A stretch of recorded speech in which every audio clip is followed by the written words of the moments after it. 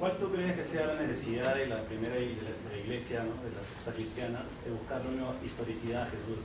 Porque en las otras religiones no había esa necesidad, ¿no? ¿Por qué tú crees que han podido ellos desear tener un personaje histórico para poder fundar este tipo de esta religión? Porque no se ve eso en nosotros, ¿no? Buda no necesitaba una cuestión histórica y las otras tampoco, ¿no? Pero ellos sí tenían esa necesidad. ¿Por qué? Bueno, yo lo atribuyo a dos cosas, ¿no? Es decir, puedes primero ver los hechos, ¿no? El cristianismo era bastante diverso. Con mencionarte, por ejemplo, el Octavio de Minucio Félix, que relata una diatriba entre Octavio, un cristiano, y un pagano. Por supuesto, al final el pagano queda convencido y se convierte al cristianismo. Y este cristiano se burla del pagano diciéndole: en tu religión matan a tu Dios. Un cristiano se burla de eso, ¿de qué cristianismo estamos hablando? Y ese texto es del año 120, ¿no? Entonces, hay muchas escuelas de cristianismo, todas eran cósmicas de alguna manera.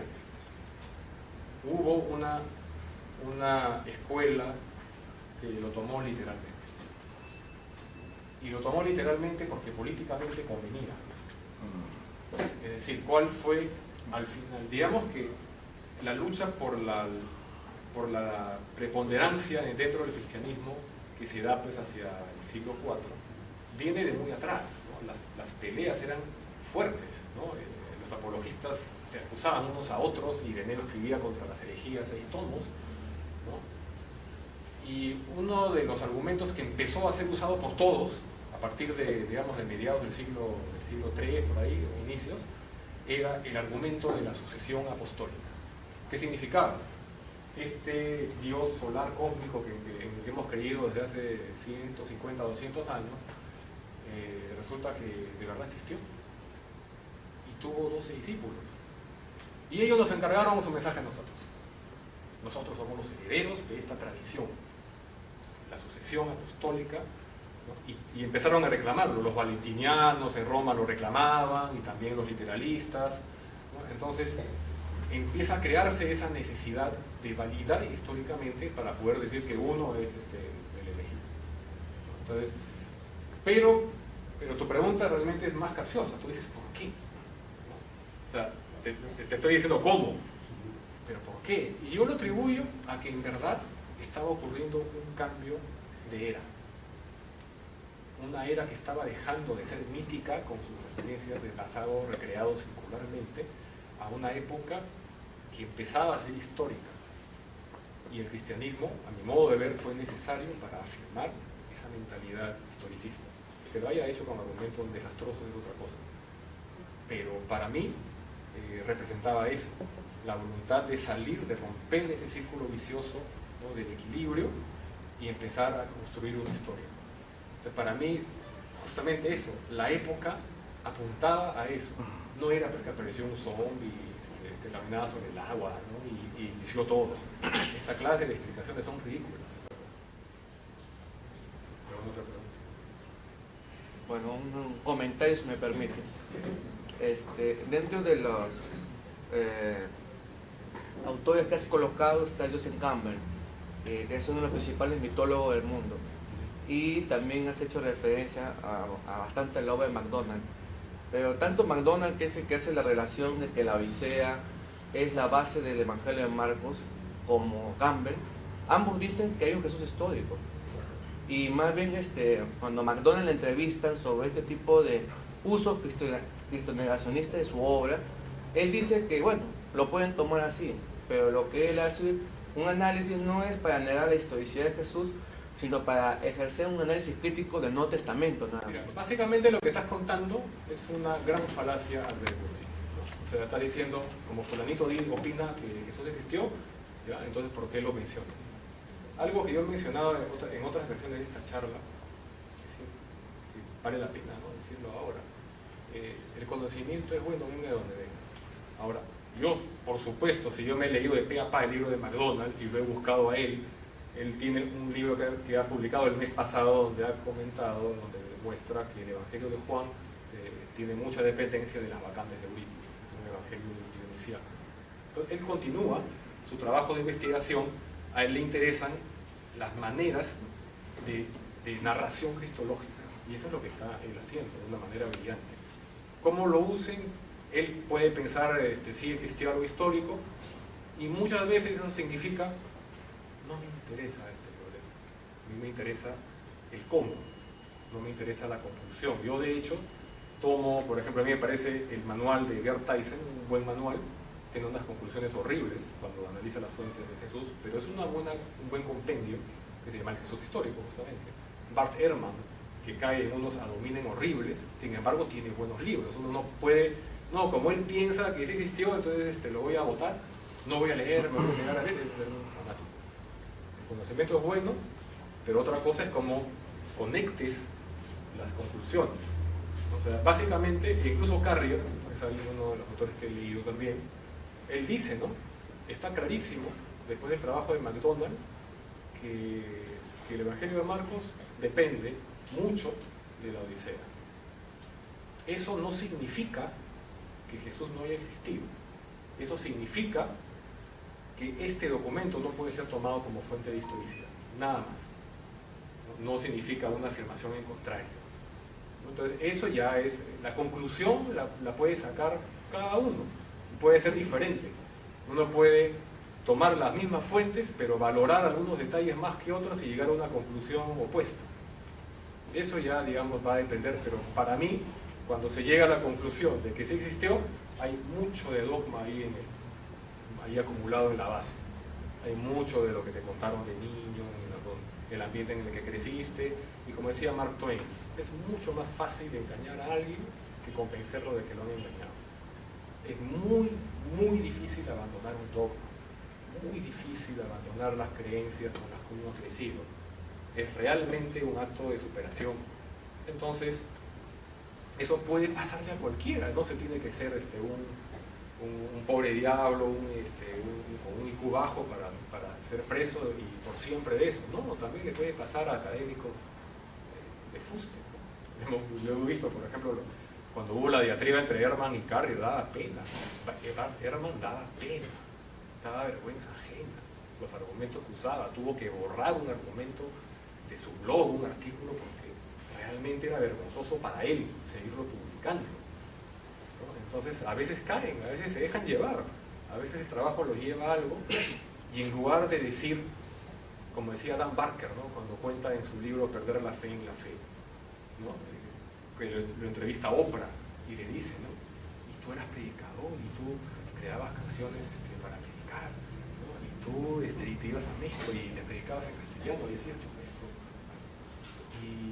Y ahora, ¿qué tienes que decir? Porque eres activista ateo. Y él simplemente la mira a Oprah y le dice que estaba equivocado. Y eso es realmente bien difícil de asumir. Yo, por ejemplo, empecé guiándome de los libros no más adecuados. Yo leí a Freke y Gandhi, Los Misterios de Jesús. Me pareció alucinante. Y después he llegado a entender porque es un libro sensacionalista, ¿no? que más es el daño que hace que la investigación seria que aporta. Por eso es que le puedo decir, me puedo trompear en una página de Facebook que está reventándole cohetes al libro de Joe Atwill, el Mesías de César, ¿no? Según el cual, ¿no? El cristianismo es una conspiración de la dinastía Flavia para controlar a los judíos, y Flavio Josefo fue el autor del Evangelio. Entonces, decir, esta clase, y todavía hay gente que se cree esas cosas, tipo Cypers, ¿no? Entonces, va a haber peligros en el camino. Entonces, sí, la gente puede tener opiniones diferentes, y cada uno tiene una. Perdón, por ahí escuché que antes del inicio de la era cristiana, dentro de los griegos tenía un concepto de ungido, de Cristo como un ungido en sabiduría, diferente al concepto de los hebreos de Mesías como un ungido en aceite. ¿Es cierto eso? ¿Has encontrado eso en tus estudios? Bueno, Christos realmente significa ungido, ¿no? Es eso lo que significa. Ahora, la simbología, lo que pudiera representar para cada cultura puede haber sido variable. Pero sí se considera que por la analogía funcional de estos personajes, el Mesías se puede considerar, digamos, la traducción del Cristo, ¿no? En ese sentido, puede que hayan tenido diferencias de concepto, pero funcionaban para lo mismo. ¿Alguna otra pregunta? ¿Qué piensas de la explicación memética de la aparición del cristianismo que lanza Richard Dawkins en su libro? De los memes, las ideas que están flotando y se juntan en un momento histórico. Mira, yo pienso que eso te puede ayudar a entender cómo la idea va creciendo y adaptándose. Como te decía, ¿no? Lo decía al principio, creo, ¿no? El cristianismo es un derrotero darwiniano, ¿no? Una adaptación que deja cosas y toma otras, ¿no? Y eso es lo que, y el que se adapta es el que triunfa. ¿No? Por ejemplo, algunos dicen no, que hubiera ganado Barrio o Marción en lugar de los católicos. Yo decía, para mí las cosas estaban servidas para que ellos lo hicieran. Mira el discurso que usaban ellos. Ellos trataban a los gnósticos como muy alucinados y a los judíos como extremistas. ¿Qué significa cuando tú tratas a un rival de un extremo y al otro rival le adjudicas el otro? ¿Dónde te estás colocando tú? En el centro. El que gana se posiciona en el centro del espectro, va a ganar las elecciones. Es lo que ocurre siempre, ¿no? Y lo usaron con una serie de argumentos políticos bien empleados, ¿no? Entonces, al final, ya verlo meméticamente para mí es, digamos, ya una manera quizás teórica de abordar el problema. Y yo no diría que es una explicación, ¿no? Amarrada factualmente, ¿no? Pero que puede, digamos, ayudarnos a entender un poco, ¿no? cómo esta idea del cristianismo fue puliéndose y mejorando y logrando la aceptación que tuvo, aunque hay que ser sinceros, esa gran aceptación la tuvo con respaldo político del imperio, no antes. Sí. Respecto a los criterios de ciudad que se usan mucho, deberías exponer también cómo se crearon, ¿no? Porque se crearon como una herramienta literaria para interpretar los dichos auténticos de Jesús, no como una herramienta histórica. Después fue creado por teólogos, investigadores teólogos, pero después fue tomado como una herramienta histórica, que es verdad. Además, si uno usa lógica también, es un argumento deductivo, y cuando un argumento deductivo, pues básicamente la conclusión no dice nada nuevo, básicamente dice lo que ya está dicho en las premisas. O sea, es una falacia de petición del principio. Habría que demostrar primero lo que son las premisas, que básicamente no se hace, solo se hace una falacia, ¿no? Se deduce nomás de algo que ya está dicho. Sí, en verdad sería un tema un poco largo, ¿no? Porque esto del criterio de historicidad también nace justamente como parte de me parece, de esta llamada la Third Quest, ¿no? La tercera búsqueda del Jesús histórico, y el resultado es un fracaso estrepitoso, ¿no? Es como 20 Jesuses diferentes, nadie se pone de acuerdo, ¿no? ¿Y por qué? Porque los criterios son fallidos, porque los criterios son antojadizos. Es decir, por ejemplo, el criterio de disimilitud. ¿Cuál es ese criterio? No se rían, ¿no? Si lo que se dice es muy diferente de la iglesia primitiva o del judaísmo, con seguridad proviene del Jesús histórico. Así de dogmático se expresa. Todo uno dice, ya encontré esto, es raro, y listo, ya, ahí está el Jesús histórico. Es realmente una pachotada razonar así y usar un criterio de esa manera, porque hay muchas maneras en que se puede refutar eso. O sea, por ejemplo, ¿cómo estás tan seguro de que eso es diferente? Si lo has leído en un texto que probablemente sea la etapa final de un largo proceso de copias, significa todo que es permanente, significa que era común, no que era disímil. O sea, hay muchas maneras de enfocar. Entonces, realmente esos criterios son bien antojadizos. El criterio de la vergüenza es más gracioso todavía. O sea, en verdad da vergüenza ajena ver a historiadores que están todavía insistiendo en usar eso para sacar conclusiones válidas. Realmente es vergonzoso, ¿no? Que se recurra a esa clase de argumentaciones. O sea, están totalmente lejos de la búsqueda de la verdad objetiva. Está solamente para justificar un logro. Sí. ¿Por qué creen que la Iglesia Católica nunca le tomó, digamos, más en serio a la hora de elaborar el calendario gregoriano? Porque creo yo que, no sé si habrás leído que, por ejemplo, que según lo que ellos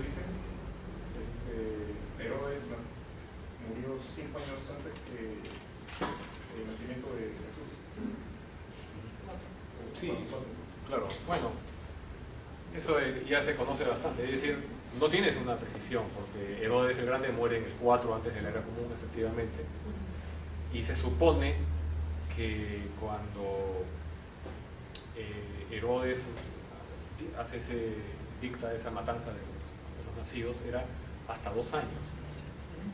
Entonces, no significa que Jesús podría haber nacido en el año 4, sino en el 6 quizás, ¿no? Y los que quieren unificar eso con el relato de Lucas, que dice que fue durante el censo de Quirinio que asumió en el año 6 de la era común, ¿no? Más milagroso que Jesús haya nacido es que María ya estaba embarazada 10 años. Que es la distancia entre una fecha y otra. Y 2 veces, pues 2 veces. ¿No?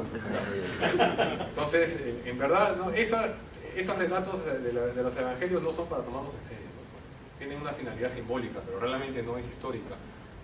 Y supongo que el calendario gregoriano fue también un problema de instrumentos y de metodología. Pero el nombre, se me escapa el nombre del que dio la fecha. Dionisio el Exiguo. El Exiguo, exactamente, ¿no?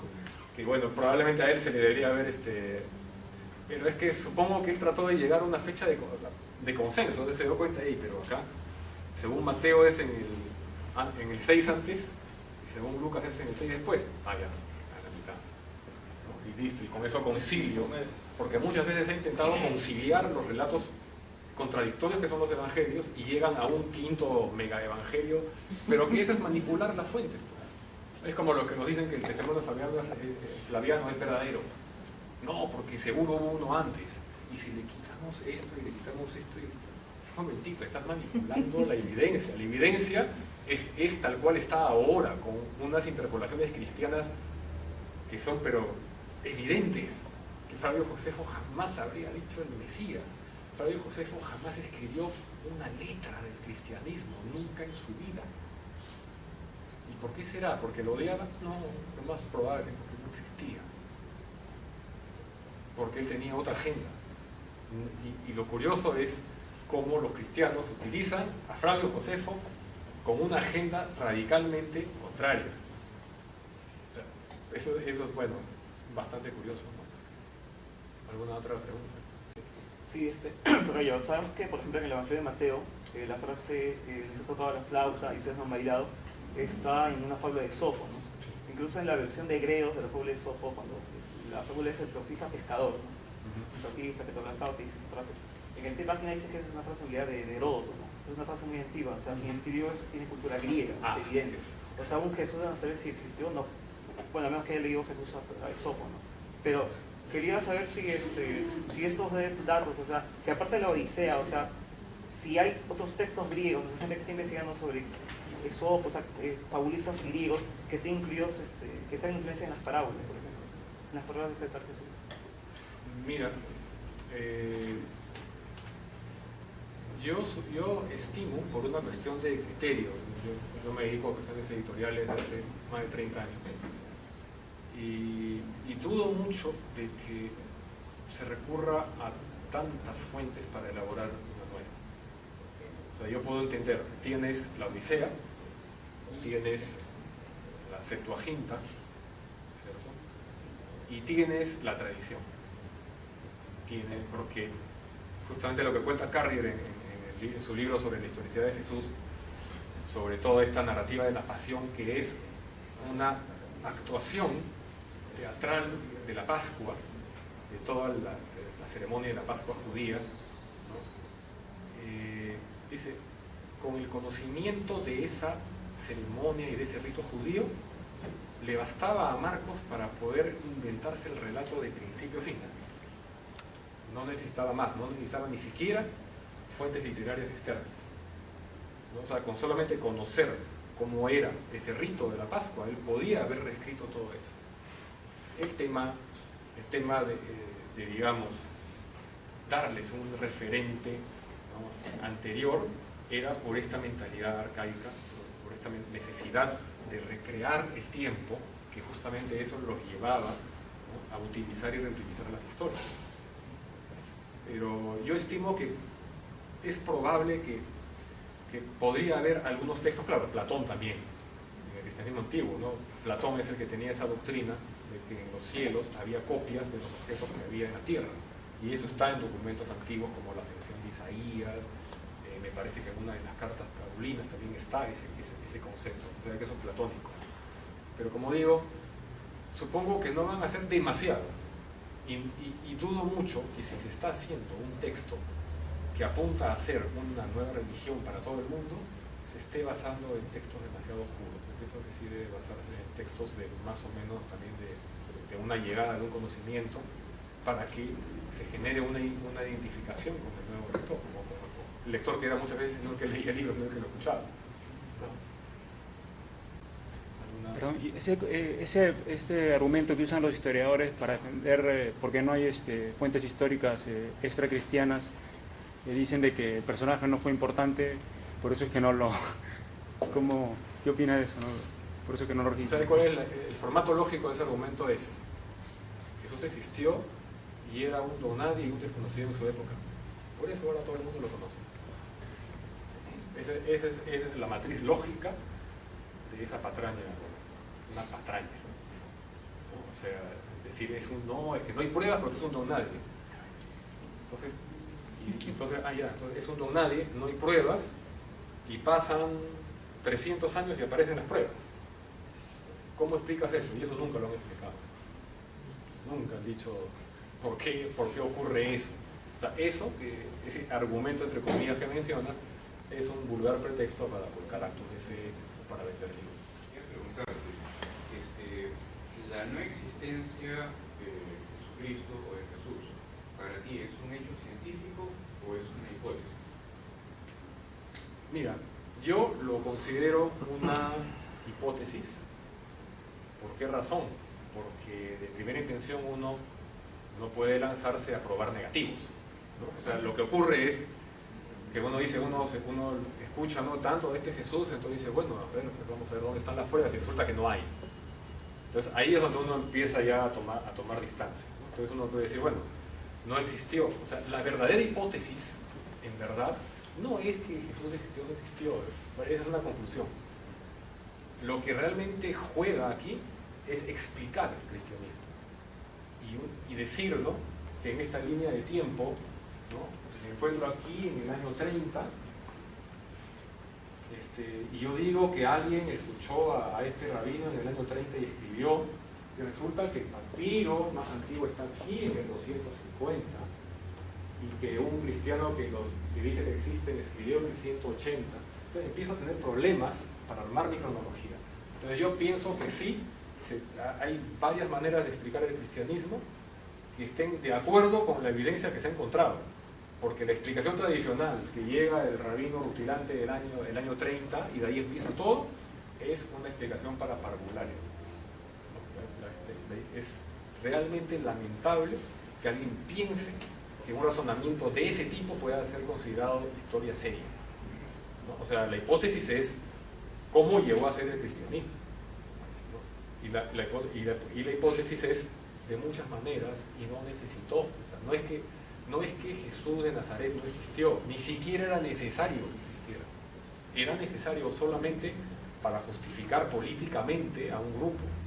Eso sí, pero para mí es más válido decir, no, el cristianismo vino por este otro lado, por este lado, y puedes analizar los textos de esta manera, y eso me parece muchísimo más válido. Para completar, pero siempre me queda, digamos, la interrogación, ¿cómo en base a un personaje ficticio no existente se ha podido generar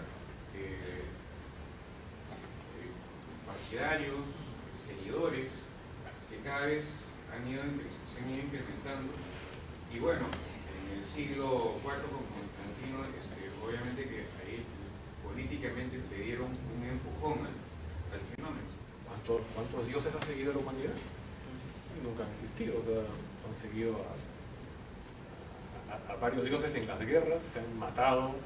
El día de hoy, ¿no? Hay locos que se revientan y matan gente porque creen que van a tener 72 vírgenes en el cielo. Entonces la gente tranquilamente se puede seguir matando por ideas falsas o por cosas que no son históricas. O sea, el cristianismo no es anómalo en eso. es uno de tantos,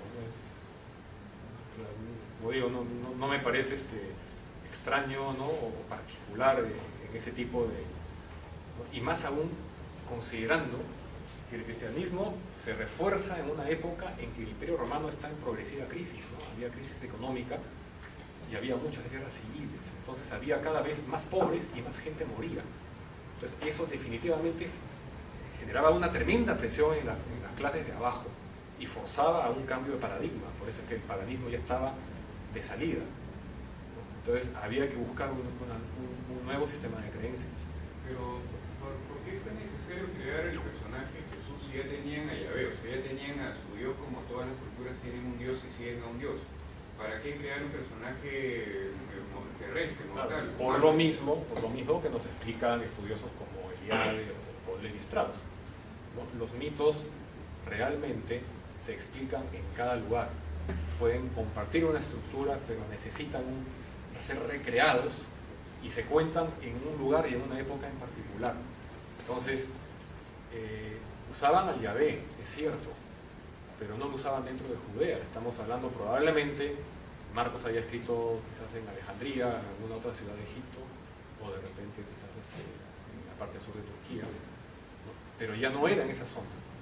Entonces podía tener otras particularidades, podían utilizarlo, y con esta idea de recrear el tiempo del inicio, pueden, digamos, considerarse los mitos hebreos como los mitos de origen, ¿no? Los mitos cosmogónicos, perdón, y los mitos cristianos como mito de origen, porque es lo que decía Eliade, que realmente esos dos tipos de mitos coexisten. El mito de origen lo que hace básicamente es agregar algo que ocurrió después de la creación. Básicamente es eso. Entonces, dentro de la estructura mítica, es perfectamente dable que se haya producido de esa manera. Y como digo, había tal necesidad de creer en algo diferente que a alguien le iba a caer. El mitraísmo estuvo ahí, pudo ser religión oficial de Roma, pero ¿qué problema tenía el mitraísmo? Uno, que era solo para hombres, ¿no? Entonces las mujeres no podían participar del rito de mitra, y entonces ahí el mitraísmo estaba renunciando al 50% de la población. El cristianismo sabía que una mujer cristiana significaba hijos cristianos, así que predicaban para todos, número uno. Y número dos, el mitraísmo no solo era solo para varones, era solo para soldados. O sea, era un rito que era básicamente del ejército. Y en una época de guerra civil, ¿quiénes son los que más mueren? Los soldados. Entonces, era una religión que estaba condenada a fracasar. No tenía ni para empezar con el cristianismo, en ese sentido, en el sentido de apelar a la mayoría. Entonces, para mí hay varios hechos que determinaban que realmente el cristianismo pudiera dar el salto, ¿no? Lo que sucedía era que era demasiado variopinto ideológicamente, y lo que exigía Constantino era eso: dejen de marearme con tantos Jesuses y tantos Cristos y tantas historias, entonces queden en algo. Y eso fue lo que hizo la escuela literalista. Dijeron, podemos hacer lo siguiente, ¿no? Como los evangelios se usaban nunca al mismo tiempo, se usaban en una zona cada uno. Es decir, si usamos estos de acá, que son los más populares, entonces vamos a jalarnos a todo este público. El problema de eso es que estos son contrarios y asumieron el costo político. El costo político era empezar a meterle tijera poco a poco. Eso fue lo que hicieron. Entonces, un proceso político. ¿Alguna pregunta? ¿Sí? Como bien has explicado, decir que Jesús existió porque la Biblia lo dice, como decir que Superman existe porque Marvel lo dice, ¿no? Porque hay un cómic que parece Superman. Entonces, el argumento principal del que se agarran aquellos que atienden la existencia de Jesús es el de las supuestas fuentes extrabíblicas, ¿no? Como Tácito, Josefo y otros. Entonces, esa parte la pasaste un poco rápido. Podría quizás en 2 minutos explicar a todo el mundo, bueno, sí, probablemente tomando como ejemplo solamente a Flavio y a Tácito, ¿no? Bueno, el tema de Flaviano es muy complicado, pero te diría, por ejemplo, ¿no? Las fuentes romanas. ¿No? Las fuentes romanas, ¿cuándo aparecen? ¿No? Estamos hablando de la carta de Plinio el Joven al emperador Adriano, que es del año 111. Estás hablando del texto de Suetonio en las vidas de los 12 Césares, que está más o menos por el año 113, y los anales de Tácito, que se publican alrededor del 117. Entonces, ya te vas dando cuenta de que estos romanos publican, ¿no?, casi un siglo después de los supuestos hechos. Entonces, que decirnos que Plinio el Joven es testimonio de la existencia de Jesús, cuando lo único que dice en esa carta Plinio es que era gobernador de Bitinia, que estaba, creo que por la zona de Turquía, cerca del Mar Negro, decía: estos cristianos se reúnen a adorar a un Cristo como si fuera un Dios. Ya, listo, Jesús existió, ahí está la prueba. No, pues, esa carta habla de cristianos y de su culto, no está hablando de nada más, es todo lo que dice. Entonces, decir que eso es prueba de historicidad es ser un fanático, pero así hasta tueta. O sea, es fanatismo, ¿no? Tienes los anales de Tácito, que muy probablemente sean una interpolación, una manipulación. Para empezar, el manuscrito de Tácito supuestamente es del año 120 y el manuscrito sobreviviente es del año 1050, cuando todos sabemos que entre los siglos IV y VI fueron los años en que más se dedicaron los cristianos a falsificar pruebas. Hay todo un juego de cartas entre Pablo de Tarso, que es menos histórico que Jesús todavía, y Séneca, ¿no?, que era el filósofo de los años 60. Intercambio de cartas entre ellos, ¿no? Todo falso. Hasta el legado de Constantino, con el cual la Iglesia Católica se apropió de los estados papales, se lo falsificaron ellos, era mentira. Nunca les dejaron nada. O sea, la historia del cristianismo va amarrada con la historia de la falsificación de documentos. Eso es algo que no se puede dejar de lado. El testimonio de Flavio Josefo, ¿por qué es una manipulación? ¿Te escuchas explicar esto? Porque Flavio Josefo era un fariseo, era un judío conservador. Entonces él apunta a promover el cristianismo, digo, el judaísmo, y denuestra a todos los movimientos revoltosos, revolucionarios que había, ¿no? Para él eran la plaga, los que tuvieron la culpa de que se destruyera el templo, ¿no? Entonces hace toda su recopilación histórica, porque él viajó por muchos lugares, describe lugares geográficamente con mucha precisión, pero de pronto nos vemos en el libro 18, aparece, párrafo salvaje aparece, ¿no? Por esos tiempos había un hombre, si es que se le puede decir, un hombre llamado Jesús, que hizo muchas maravillas, era el Mesías. Entonces, tiene definitivamente palabras que Josefo jamás había usado, nunca en la vida, porque él registra, es más, él registra a los grupos judíos que hay, habla de los saduceos, habla de los esenios, ¿no? Habla de los fariseos, por supuesto, no menciona a nadie más, ¿no? Porque no había nadie más, así de sencillo, ¿no? Ahí hay que aplicar la navaja de Oca, ¿no? Entonces, y creo que tiene un estilo de escritura distinto también. Se ha analizado ese párrafo, el testimonio flaviano, que Molson dice que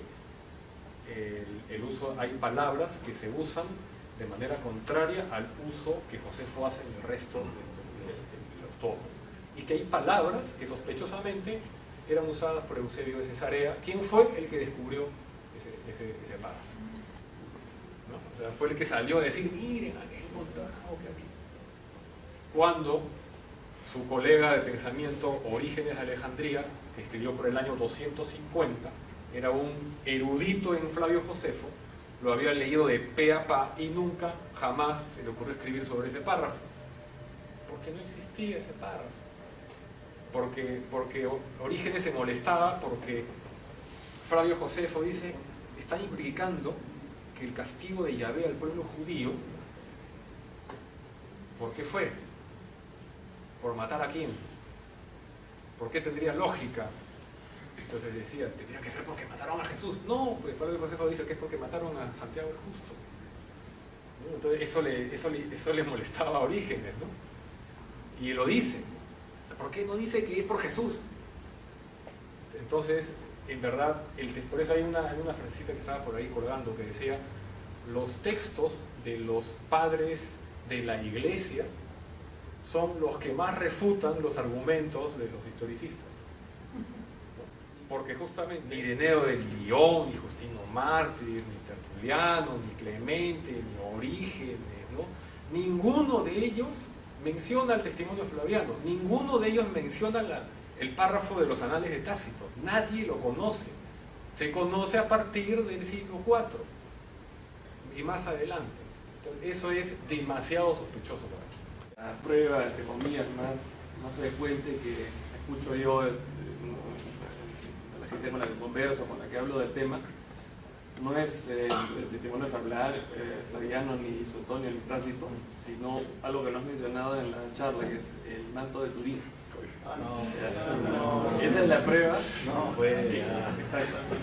Aunque no lo crean. Sí, bueno, no, es cierto. Verdad, yo me he topado con gente ahí que dice que con eso ya... Pero es que es el argumento más común que escucho yo. Sí, pero ¿y el manto de Turín? ¿Cómo explicas el manto de Turín? Bueno, ya había que hacer... Exacto. Entonces, no sé, para quienes no conozcan la historia de la falsificación, o de cómo se ha comprobado que es una falsificación medieval, ¿podrías explicarla en medio minuto? Bueno, básicamente las pruebas de fechado carbónico nos arrojaron que la tela era más o menos del año 1260, por ahí más o menos unas décadas, pero que la pintura podría ser posterior. Por esa razón unos investigadores hace un tiempo elaboraron la tesis de que quien fabricó esa prueba fue Leonardo. Y lo que hizo fue buscarse una tela antigua, porque Leonardo estamos hablando del año 1400, o sea, como 200 años después de lo que está fechada la tela. Y lo curioso es que efectivamente lo que diríamos, lo que la sábana muestra son las heridas de una persona, pero cuando llegas a la cara está dibujado de una manera totalmente diferente, que claro, uno dice, oh, significa espíritu, ¿no? Milagro. Y todo indica que Leonardo inventó para registrar ese rostro un método fotográfico, era un método de fotografía, y con eso logró fijarlo. También queda para el debate, pero de hecho es un fraude. Y lo siguen con el argumento de que, bueno, pero esa tela ha sido analizada por los científicos han determinado que esa tela es determinada. Sí, no, eso es totalmente falso, lo han determinado que desde otra época. Lo que digo cuestionamiento, lo que se ha cuestionado, lo que se ha cuestionado es... Ha sido una comisión científica independiente la que... No, eso es mentira, porque la época en que se fechó eso, creo que ha sido de los años 70, inicios de los 80, 82, no sé. Bueno, el hecho es que se toma una muestra, y tú sabes que para hacer fechado radiocarbónico destruye una muestra. Entonces, por esa razón, no es que hay otro análisis independiente, porque nunca se ha vuelto a hacer. Después de esa época se extrajeron las muestras de ciertas esquinas. La crítica que ha habido de ciertos católicos es que esa esquina podría no haber sido representativa, ¿no?, de toda la sábana, y que habría que volver a tomar la muestra, y el Vaticano sí está cerrado, que no va a volver a dejar tomar muestras de ahí. Entonces ahí ya, digamos, el debate ya quedó trunco, ¿no? Si no vamos a poder tener una segunda toma de muestras. Y claro, fueron varias muestras porque fueron varios laboratorios y los tres coincidieron, ¿no?, en un rango más o menos de fechas. Es obvio, ¿no? Ese es el manto de Turín es, digamos, la obra máxima de la falsificación de reliquias de la Iglesia Católica. Es un gran negocio de ellos. Las espinas de la cruz de Jesús, creo que si las juntas todas construyes una catedral. Eso tiene tradición. Si me permite, sobre el manto de Turín, todas las muestras vienen de un solo sitio. O sea, no se sacaban muestras de diversos lugares. Claro, por eso dicen que podría ser no representativa. Porque la misma tela se sabe que ha tenido cosidas y recosidas en todo el medioevo. Y quien sacó la muestra no fue uno de los científicos, un sacerdote. Entonces este sacerdote, no sé si seguro no quería dañar una parte muy... sacó sin criterio. Y hay otro punto más, que hay muchas otras cosas que aportan carbono 14 sobre la tela, y una de esas es que se ha comprobado que tiene polen de plantas de Israel del siglo I. Eso está comprobado. Está comprobado. Pueden buscar. No, eso ya empezó a mucha conjetura. Ahora, entonces, que eso se explica consiguiéndose una tela de la zona, o sea, mandando traer una tela antigua, de la zona es totalmente dable. Si quieres hacer una buena falsificación. ¿Del siglo I? ¿No? ¿El polen del siglo I? ¿De No, plantas porque solo de Israel? ahí estamos hablando de un rango. Búscalo en los mismos foros que hablan de No, pero eso ya está en el terreno ya de la pseudociencia. No, pues ya que no sé que tiene una página. Pero Beatriz Mejía dice lo mismo, pues dice cosas así. Claro. Y después dice, no, ustedes búsquenlo en internet. Yo lo di en el comercio. No, pues por Yo favor. No, porque te lo digo porque Búscalo, pues. para aducir eso tendría que haber habido una toma de muestras en esa época, y tú sabes que ha habido solamente una toma de muestras. No, pero hay muestras del polen y se han hecho de... Pues, pero ¿de dónde han salido? ¿Cómo sabes que ha salido del mar? ¿Fue del siglo I? ¿Cómo sabes que ha salido del mar? Dile a Francisco que no dé la mano. O sea, la cuestión es que se podría llegar a un establecimiento claro de toda la verdad, volviendo a tomar muestras con un ambiente controlado, sin intervención de que ningún cura diga yo me voy a meter solito a sacar, ni nada de eso, que sea con todo el método científico. Nunca lo van a dejar hacer. Y no lo van a dejar hacer. Bueno, si se hizo una vez, pues puede ser de nuevo. Entonces, y para mí es muy sintomático que no quieran dejar hacer.